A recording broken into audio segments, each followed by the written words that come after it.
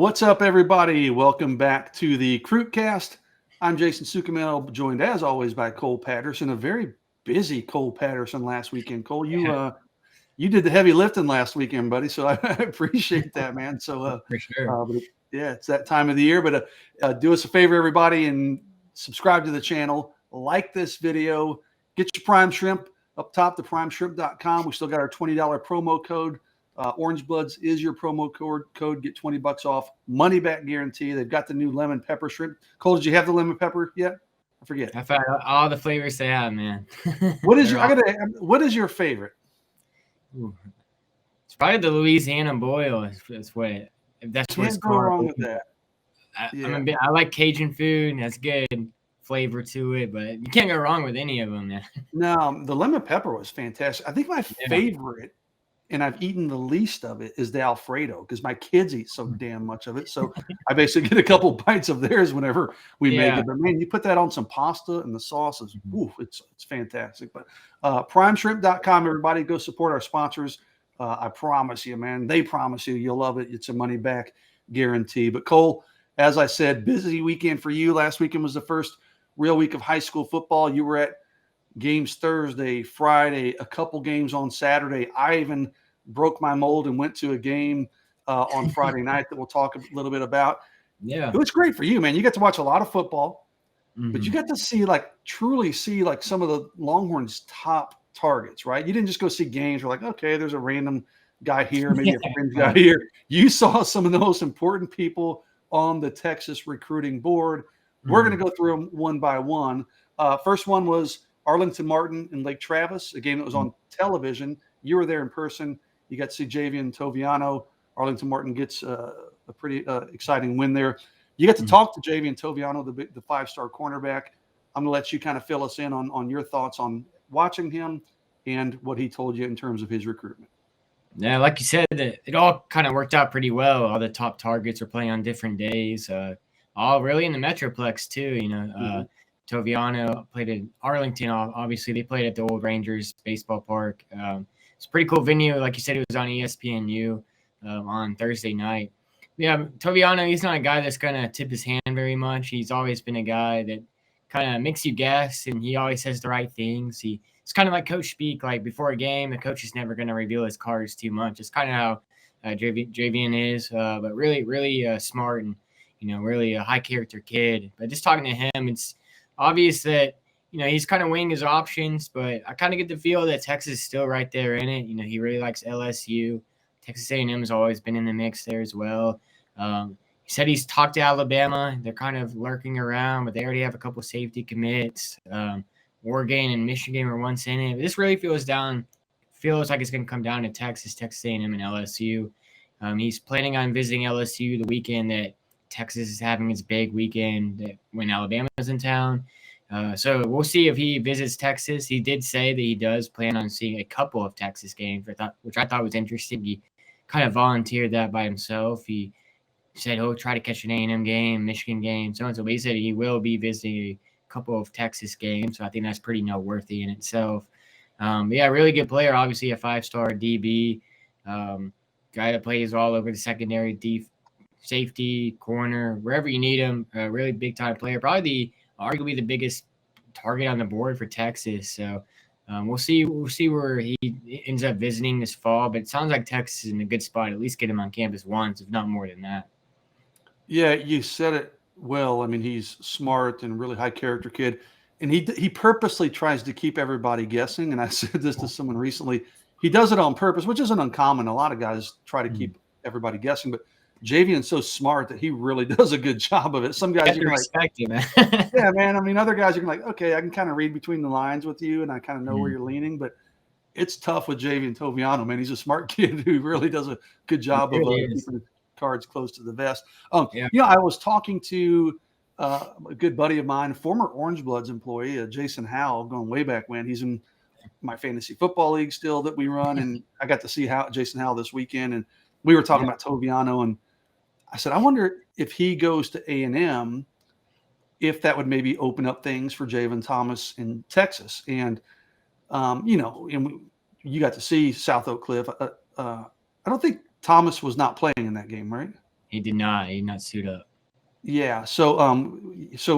But anyways, we were talking about that, and I said, now it'd be interesting if that kind of opened up that dialogue a little more. And Hal said he didn't think so. So I'm throwing him a bone here because he talked to Thomas and he didn't act like there was a whole lot of interest in Texas. But we'll see. I mean, most committed kids aren't going to readily admit that if they are talking to other schools. But the next game, you went to Longview, McKinney Boyd. Of course, Jalen Hale there, running back Taylor Tatum, strong player in the 2024 class for Longview. Jalen Hale, we talked about a bunch. The biggest news, Cole, that you reported out of that, and I'll let you get into it here in a second, was he is going to take an official visit to A&M right before he announces his decision on September 21st. He's got Alabama this weekend. I was like, oh, that snuck up with me. Alabama this weekend. He'll be at Texas next weekend for the Alabama game. And then it looks like the A&M the following week before a September 21st announcement. Put on a good show for you on the field, Jalen Hale, I know. So your thoughts on watching him and talking to Jalen Hale and Taylor Tatum, excuse me. Yeah, for sure. On the field, that was about as dominant of a performance that I've seen from a receiver. I started Orange Bloods, I guess that was last season, and he just took over that game from the start. Early first quarter, they threw him a little quick game pass, and he took it to distance. I think it was like an 80-plus yard touchdown. I can't remember the exact yardage, but he just took it and outran. He made a move and outran the rest of the defense and just made it look easy. And then later in that same quarter, they threw it up to him, a little fade ball in the end zone.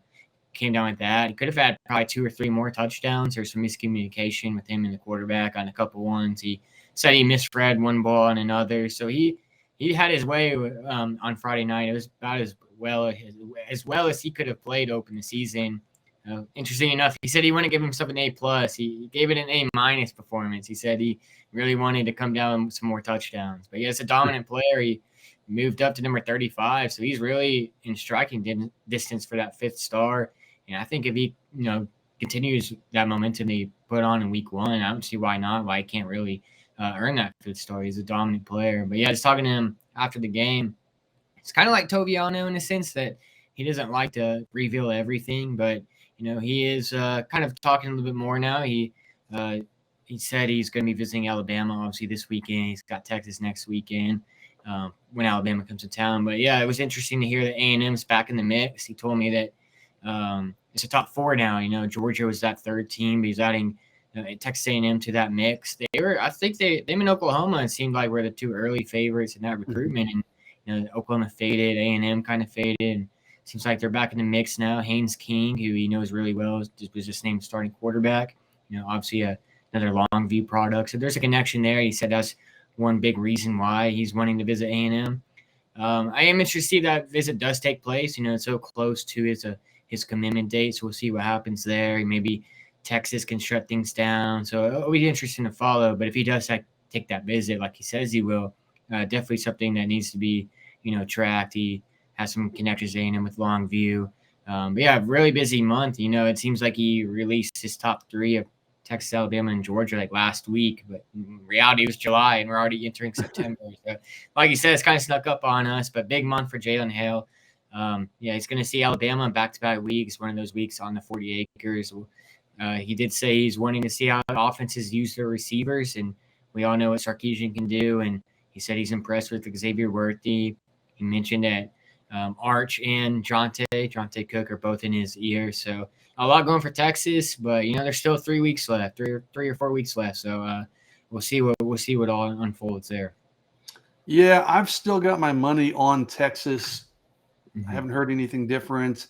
Social media kind of tea leaves certainly seem to indicate it'll be a Texas pick on the 21st. But like you said, man, we got 3 weeks, possibly 3 visits, and Jalen Hale is a guy who maybe changes his mind a little bit. I mean, you and I talked to him back at the state 7-on-7, and I don't remember what his top 3 was or something back then. USC was like a co-leader at that point. Then he released the top 3 a few weeks later, and USC was nowhere to be found, and they've never been heard from again. So, even if his mind is made up now, and I don't want to say stick my neck out and say his mind is made up, but I think it's pretty close to that it's Texas. But that doesn't mean it couldn't change over the next few weeks with Jalen Hale. So we'll pay attention to that. The next one, Cole, man, I'll tell you what, all these guys put on shows for you. You went and saw McKinney in Temple, Mikael Harrison Pilot, and I thought he scored a touchdown in that game. So another guy, he'll be on campus for that Alabama game. Man, if you're Texas, you just got to put on a good showing in that game, which you cannot go out and lay an egg. And we'll talk about Micah Hudson. He'll be at that game too, probably. So you've got to put on a good showing for all these recruits that are going to be there. Yeah, but Mikael Harrison Pilot, sounds like he's still very much in contact with Texas. I think we kind of think Jalen Hill probably is first priority, and then they'll maybe attack Mikael Harrison Pilot depending on what Jalen Hill decides. But your thoughts after getting to talk to Mikael Harrison Pilot and watch him on, I guess that was Saturday during the day, right? Yeah, for sure. Just real quick on Longview as well, I wanted to mention Taylor Tatum had a dominant performance too. He had 3 touchdowns in that game. 4-star running back. He doesn't have a Texas offer yet, but he did tell me that he is talking to Texas, and there's a potential chance that he does make a visit. A&M offered in the summer, Auburn just offered, so his stock is heating up. We'll see what happens there, but a guy to file away. But yeah, Mikael Harrison Pilot played on Saturday. That was the first game on Saturday. Kicked off at noon, played against McKinney, and they had him a little bit of everywhere. He was listed as an athlete on Rivals, recently moved to wide receiver, but he definitely showcased why he's considered an athlete. He was playing, they had him in the backfield taking direct snaps. He's lined up at receiver. He was in the return game. At the end, he was on defense. He did a little bit of everything. He did have a touchdown. He actually, there was one weird play right before halftime. It was so Temple almost blocked the punt, but the McKinney punter faked the punt and then punted it. And then there was a punt return all the way to the goal line. He fumbled it. Mikael Harrison Pilot recovered it and took it into the end zone. And it was all negated because of a holding call. So it was there's a bunch of chaos. But, he almost had 2 touchdowns there, one on a wild play and one on the receiving end. So, yeah, really good performance there. But after the game, he said he is still talking to Texas. He's going to officially visit TCU when they play Oklahoma. He's going to set one up with Houston as well. He told me that he is going to take an OV to Texas and to Cal. He said he was top 5 in the summer. Don't know if that was July or August, but sometime in the summer in Oklahoma was that 5th team mentioned. He said, with the coaching changes there, Oklahoma's kind of fallen off, but he's still in good contact with TCU, Houston, Texas, and Cal. I seem to think it's probably going to come down to TCU and Houston, assuming that Jalen Hale does get that 4th receiver spot if everything goes right there. But he is a guy that is still on the Texas radar. He's still in contact, still wants to visit. He'll be there for the Alabama game. So a guy that's still on the board and still in consideration to be in this class. But, yeah, really good performance. And I think he's a pretty underrated athlete. He's a 4-star, but I feel like he doesn't get talked about as much as some of the other guys in this class. Yeah, I mean, all that dude does is make plays, and if you watch his junior film, it's impressive highlight after highlight after highlight. I really like him, probably like you, it sounds like. I mean, more than I think maybe the general public does, if you will. I really I've always felt like TCU might be the pick there. You're right. He does seem enamored with Houston. But if Texas pushes, I can't get that image out of my head when I think he was on his official visit, right? When Arch was there. And he said, if Arch goes to Texas, I'm going to Texas. So I'm like, okay, man, let's file that one away for sure. So you got, kind of caught on video saying that. So we'll see what happens, how hard Texas pushes, and if that comes to fruition. But, I think he's definitely a guy that could be in this class if the staff wants him in this class and pushes for him to be in this class. Now, the last game you saw Sunday night, the big one, man, there's so many guys, and everybody probably saw this one on television, Duncanville, South Oak Cliff. I was so pissed because I was watching that game on television, and here in Austin, Cole, we got just torrential downpours on Saturday. Really? So I got to watch a quarter of it, and then my TV service went out, my internet went out. So and I mentioned Jason Hale. He and I were hanging out, and so no internet, no television. We're like, man, what are we going to do? We actually have to sit here and talk to each other. Communication. Yeah, it was kind of odd. We're like, okay, I don't know really what to do with no television or internet. But, I still kind of kept tabs on it as best I could. I read the recap and watched some tweets and things. I did talk to Billy Walton on Sunday, the Texas commitment. But I'll let you start off, Cole, some of the guys obviously you were watching, and then the guys you talked to in that game, and then I'll touch on Billy Walton after you talk. Yeah, for sure. Like you said, it was on ESPN too. I was hoping to have a live thread going that I could update throughout the game, but there was like no internet connection in Hmm. that stadium, man. Got no Wi-Fi. But it looked like the board did a good job of updating it. So if anybody was on Orange Bloods, it's pretty active. Everybody talking. So there's so much talent on the field, and both defenses are insanely loaded. I think on the broadcast they said there was like over 40 Division I prospects in that game. 47 or something, I think they said. Yeah, it was insane. A lot of those are Power Five guys, and a lot of them play on the defensive side of the ball. Neither offense could really get things going. Duncanville did add a touchdown late, but it was a different defensive battle throughout all four quarters, and it wasn't just two bad offenses. I think it was more of just two really, really good defenses and so much talent on the field. A lot of Texas guys in that game, as you mentioned. Javon Thomas did not play in that game. He wasn't dressed out, but still, even without him, Malik Muhammad, he was playing both ways. Seemed like he never came off the field. He was playing receiver as well. Billy Walton, I believe he had a sack and had some really, really good defensive plays in that game. So two guys committed to Texas there. And Duncanville, they're led by Colin Simmons. He's the number 4 now. He was the number 1 player in the Rivals rankings, but 5-star player. Kadavian Dotson is another guy, top 100 guy in Duncanville. So, ton of talent. I caught up with Simmons and Dotson after that game, and both had really good things to say about Texas. Every time I know you've talked to Colin pretty recently too, a few weeks ago, I believe, and every time I've talked to him, it seems like he really likes Texas. He tells me every time that he likes everything Texas has to offer. He says no matter what kind of list will come out, top 10, top 5, maybe top 3, he'll include Texas in it. So obviously there's something there that has his attention. Obviously, they're battling the most of the country. Alabama's in that mix. Oregon, he really likes LSU as well. But Texas is right there in the thick of things and made a good impression. He told me the whole staff pretty much recruits him almost daily. September 1st is coming up. So, obviously communication picks up there. But it seems like even before that, there's a lot of communication going on. They've made him a priority. And he said they would take his commitment now, which kind of stands out to him. But yeah, he had a sack. He had a force of safety. Lived up to the hype. And then Kadavian Dotson's another guy that really likes Texas. And every time I've talked to him, dating back to last season, Texas has been kind of towards the top. Even before they offered him, he had something he just always liked about Texas. And Blake Gideon's been the guy leading the charge there. He said Sark also talks to him. A lot of guys on that staff talk to him as well. A guy that can play a little everywhere in the secondary, safety, nickel, wherever you need him to play. He's really good against the run. High character kid. Oregon's also in the mix there, LSU, but it sounds like Texas, if he's a guy that I think Texas continues to push, I wouldn't be surprised jumps in his class. But another guy has some national offers, and two guys that both will be in Austin for that Alabama game. So like you said, Texas really needs a good performance there. I'm sure the atmosphere and environment will be really good, but Colin Simmons mentioned he's gonna be watching the game as much as anything else. He wants to see how the defense plays, how the performance goes, everything. So you definitely want a good outcome there.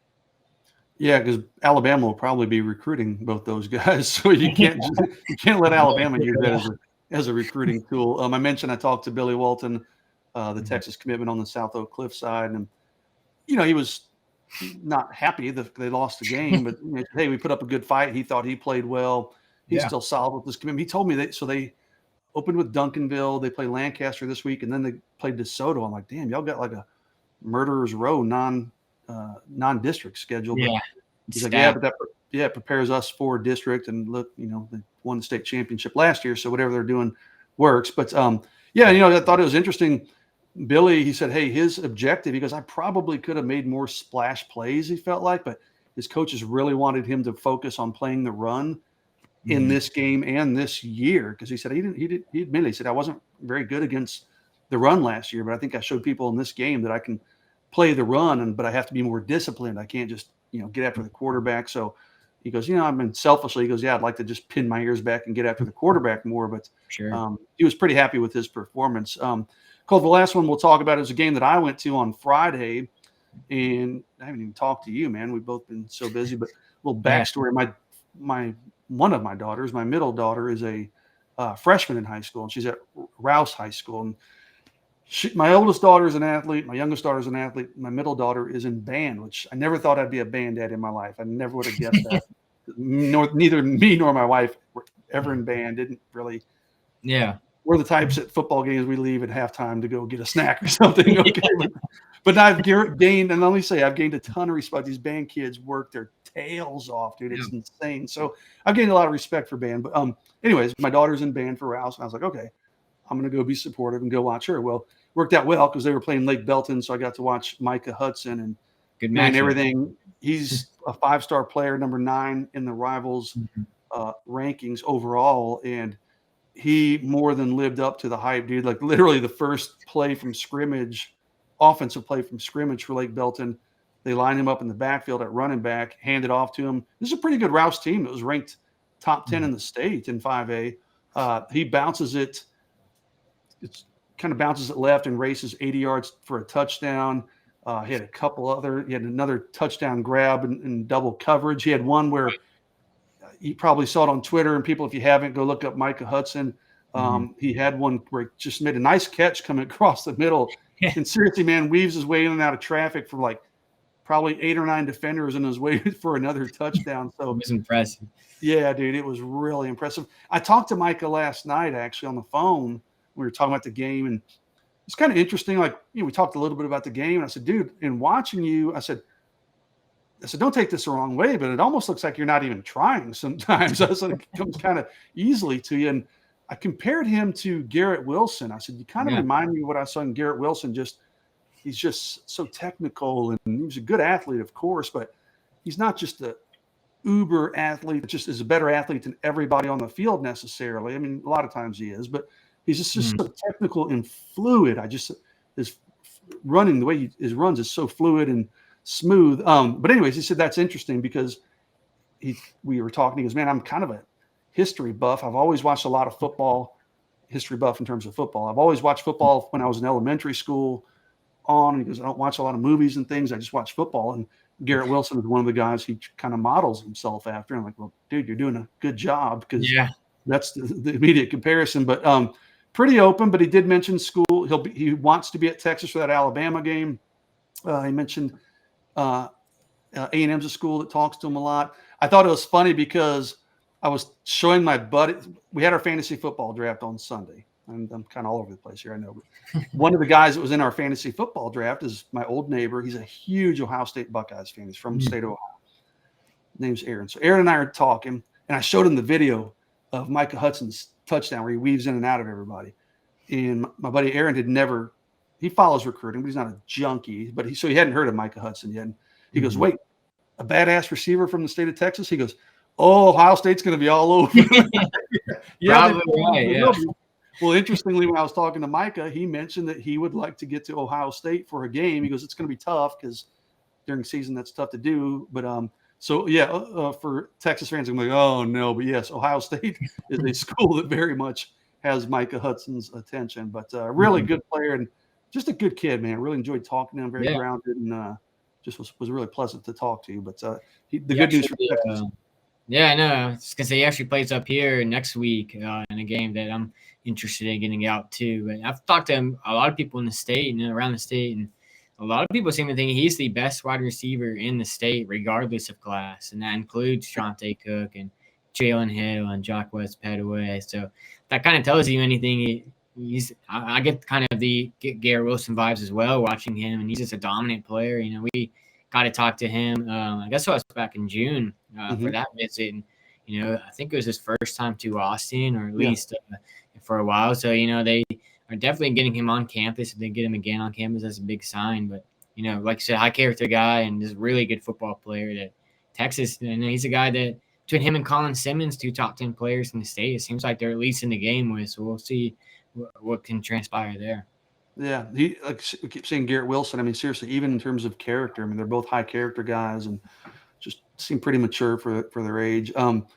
But one thing Micah did say to me, and I'll have a report on Orange Bloods on Micah probably be tomorrow. I don't think I'll get to it tonight. I'm working on some other stuff. But he said, he's got a good relationship with some of these schools. And he mentioned Texas and said it's getting better. So, Texas had a transition at wide receiver coach and things like that. But Brendan Marion's doing a good job, but I still feel like they need to build that relationship a little bit more. But he's a long way from. I mean, he's nowhere near narrowing his list, he said, or anything like that. So, yeah, I mean, to say he's the best receiver regardless of classification, I love Jonte, but I don't think I would argue after what I saw last week. I mean, my goodness, Micah Hudson's good. So, if anything, it shows how loaded this state is with receivers. Yeah, absolutely. Yeah, there's a lot of good ones. You're right. You're definitely right. So, yeah, man. So a lot of games last week. I know, Cole, you'll be out and about this week, and I'm working on the recruiting board, so we'll have that posted on Orange Bloods probably Thursday morning, and then the War Room Thursday night. So a lot of activity. Things are heating up. Tomorrow is September 1, so they can start contacting these 2024s, right? September 1st. Is that right? Yeah. So the coaches will be, seriously, some of those guys, Micah Hudson may get a phone call at 12:01 tonight from Brendan Marion. But so a lot of things heating up, man. And we'll be on top of it on Orange Blood. So with that, we'll sign off, Cole. Appreciate your time. Appreciate everybody staying with us and watching us. Appreciate Blake Skaggs, our producer behind the scenes, for helping us put these together. Everybody like this video, please. Subscribe to the channel. And don't forget to get you some prime shrimp, promo code Orange Bloods for $20 off. Cole, we'll be back next week. I was talking to Blake before we started recording this, and I said, here we are at about almost 30 minutes on this video. I said, man, we're going to start paring these things down, and maybe we'll do 2 or 3 10 to 12-minute videos per week. Maybe we'll try to change. A lot to talk about, that's for sure. Yeah, there is. And, maybe coming out of the weekend, maybe we do one on Monday, and then maybe we do one later in the week, previewing the weekend or something. I don't know. But I think maybe we'll change our strategy a little bit. But regardless, hey, everybody who watched and stuck with us, thanks for giving us about 30 minutes of your time. I'm Jason Suchomel. That's Cole Patterson. Y'all have a good rest of the week, and we will talk to you next week. Take care.